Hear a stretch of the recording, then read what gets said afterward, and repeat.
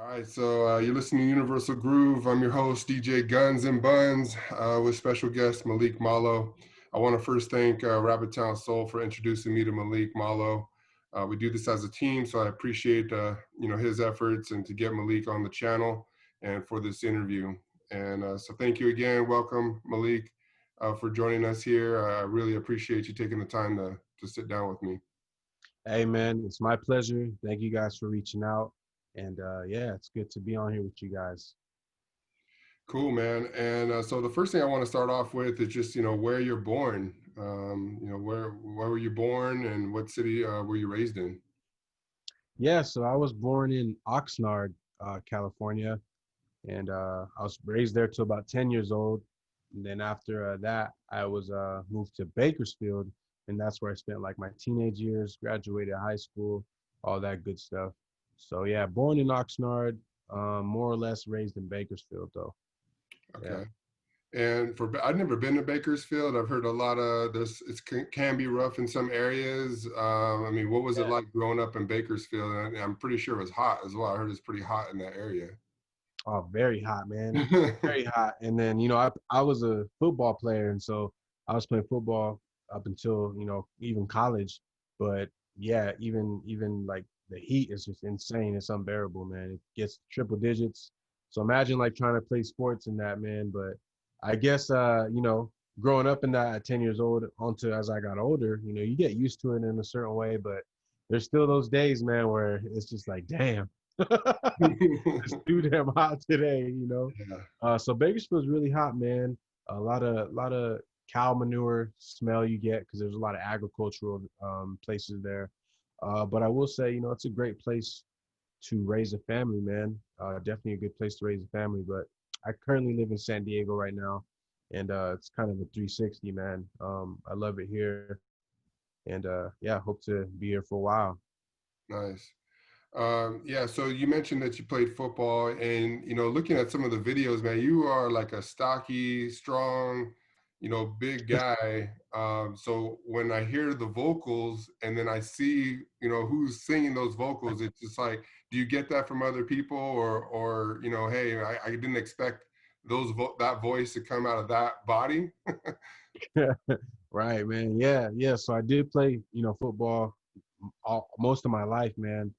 And but I was always doing music too. But yeah, the the the shock factor is definitely there when it comes to seeing me and like my body and even my speaking voice. So then Mhm. when I start singing, it definitely throws people off, catches them off guard. But yeah, it's definitely a cool dynamic to have, in my opinion. Yeah. Yeah, yeah. So what, just going back into the music, what sparked your interest, or what artists were you listening to when you were younger, growing up? Just what sparked the gift of singing, in you, or the music in you? What Yeah. group or what artist? Yeah, man. Well, what's crazy is my aunt, uh, when I was in Oxnard, my grandmother's house, it was a Spanish speaking home. And so I'm okay in Spanish. I can speak Spanish and like more understand it than speak it. But at 3 or 4 years old, my aunt walked in on me on the kitchen counter, and I had a little boombox with me, and she told me what I was doing is listening to a Vicente Fernandez song, Oh wow. and there was a particular part. I think it was like at the end of the song where he's just belting out this note, and she told me that I would play it and then rewind it and then sing the note with them again over and over, and I repeat that. So I was like, what? I don't even remember doing that. But thinking back, I'm like, man, at a young age, I was captivated by the emotions that that the voice and singing can set off. And Vicente Fernandez, like, I don't even know what he's saying, in Spanish, but his emotion came off, and I resonated with it. So that was instilled in me at a very young age. But artists growing up, so many different inspirations, man. Like my uncle, he started the Pocos Pero Loco show in his back house garage at the house I was living at my grandparents' house. So I was always submerged into the world of music, man. And it's all I know. So I was inspired by rap, by hip hop, by R&B, by rancheras, by oldies. You know, it's just one big whirlwind. You know, because I'm black and Mexican, so Yeah. you know, I've had these two cultures, you know, mixed together into who I am. You know, and that creates my identity. Yeah, no, that's a great mix, and I love that on like your Instagram that you embrace it. You know, I think your colors are like Blaxican, is what Yeah, you use there. So that's really cool, yeah. man. And yeah, so now, so you're singing there as a young age. Did you ever do any like talent shows, anything like that, like growing up in school? You know, kind of showing off the talent that you have. You know, I never like did do any of that in school, but I was always recording music. So by the time I was 13, 14 years old, I started recording my own music on an 8-track recorder, you know, at a Oh, friend's house. okay. So I was always doing music, but as far as like entering a talent show, I never did that. In high school, though, I did take a drama class, and there was times where we had to do musicals, and the drama teacher was like, I'm so like she was like, I'm so mad that you joined your senior year of high school. She's like, you should have been doing theater since you came to this first came to this school. So Uh, I guess I could have, you know, put myself in that position to do talent shows and drama class and all that stuff, but I was so wrapped into sports at that time, you know, with football and track, so I didn't do the extracurricular school stuff. But music, I'd always do like on my own time, you know, outside of school. So, with doing the football thing and being in high school, were Yeah. you that guy that's in the locker room singing and or not really?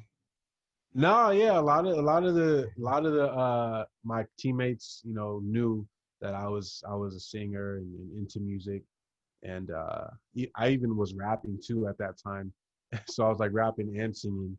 Okay. But you know, like every other 14-year-old back in 2000s, you know, they were trying to rap and everything, but you know, It's singing over. singing is where my passion was. But yeah, my it was definitely known, you know, it was definitely known. What songs were you singing uh, at that time? I mean, I'm trying to get a because I know you mentioned that you're 28 years old. I'm like, man, this guy's young, but I'm trying to think of that time. Like, what was really big at that time? What kind of songs were you singing in the locker room or on the Jay field? Jay Holiday, Usher, Okay. Chris Brown, Boys to Men, you know, Yeah. singing all the R&B artists, you know, around that time. Nice. And then so you said that you were doing some tracks with a friend. So does the friend, is he the one that says, "Hey, I got this recording stuff," or or you knew that he had it, or you had it? What set that off right there for you guys to start recording? Well, the way that happened, man, it's funny. I've never like really talked about this, but it was like eighth grade, during like passing periods and like lunch. We'd all get in like a little circle, me and my friend and a couple other guys, and we would freestyle battle. Oh, And you know, me and him, we immediately like had this connection of like the top two like dope, you know, freestylists. mhm. And you know, if you go back and hear us now, it's probably like, you know, terrible, but you Yeah. know, but back then it was like, dang, these guys are cool. So me and him got to chopping it up, and we became friends. And he was like, my dad, you know, is a musician, and you know, I have recording equipment at my dad's house, and you know, I make music. So why don't you come by and we'll make some music? So yeah, that's how it started. Went over to his house and started rapping music. And what made singing unravel into recording singing, there was a hook. We wrote a hook, and it was like a melodic tone to it. Okay. And he originally tried to do it, and we were both like, that kind of don't sound cool. Like, all right, well, you try. And so I ended up trying it, and we were like, dang, that sounds pretty good. Like I said, if I go back and listen now, it's probably, you know, terrible. But yeah, like that's how it kind of started for me. And once I heard myself on my first song, you know, I'll never forget the feeling, man. And I was like, this is something that I really would want to do, like really passionate about, you know. Everybody has their moments where, you know, they figure out what they want to do with their life. Yeah. And music for me, man, it was at a young age when I was like, this is what I want to really invest my time in my life towards, and something I want to be proud of. And yeah, man, so that's what set it off for me. Yeah, and then I want to go into that. So, you know, Sure. looking at the other way around, you know, and I've heard like a lot of artists. I think like Mary J. Blige talks about it. She didn't really like her voice, you know, off the recording that she did, and she went to go get vocal lessons, and now she has this incredible voice with, you know, because she worked at it. Um, I Right. mean, it's kind of crazy. Like, if you heard your voice, I mean, at first, were you just like, man, this is great, or I could work on this, or maybe, or was it just like, man, was it encouraging from your friend to maybe take it to that next level? Because he's like, man, you sound way better than me. I mean, did that really give you that confidence? Like, man, I could do this. Because if it went the other way, would you still be trying to sing? You know, so I guess my question would be is, when you first heard your voice, like you mentioned, is it like something that you just knew I could work at this and make it? Yeah, well, to be honest with you, like this 14-year-old, 15-year-old kid, teenager, um, you deal with, so many different things in high school. And so what they call back then is like being roasted or being made fun of. You Yeah, got to have thick skin in high school, man. yeah, And, I think I did, but what it was is I was always so hard on myself, whether it was sports or, music. So before I even sang on that song that we had done, I was already like singing on my own, like behind closed doors. Like I was always passionate about singing, man. So I never practiced like vocal lessons, but I would sing, a bunch of different songs that I liked. And so with that, you're doing repetition of practicing your own voice. hmm, Um, and so when I first heard that song and when I heard it play back, I was like, this is not that bad, but I didn't think it was great though at the same time.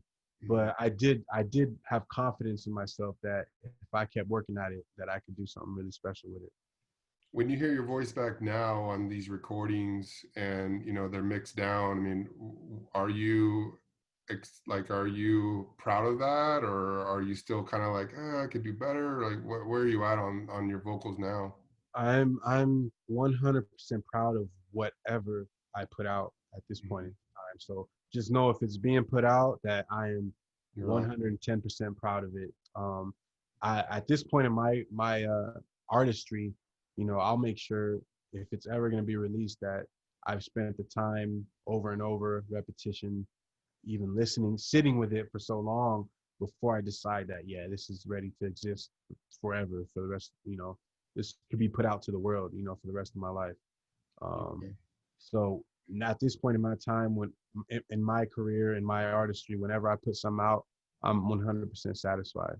Yeah, And and I mean, it sounds amazing. So again, we're talking to Malik Malo. uh, You know, he's been putting out some really good stuff. He got some old stuff too that we'll get into. yeah, But right now, it's been mostly the cover stuff. I want to get into a song. It's called "Make It With You" by Malik Malo. yeah, let's do it.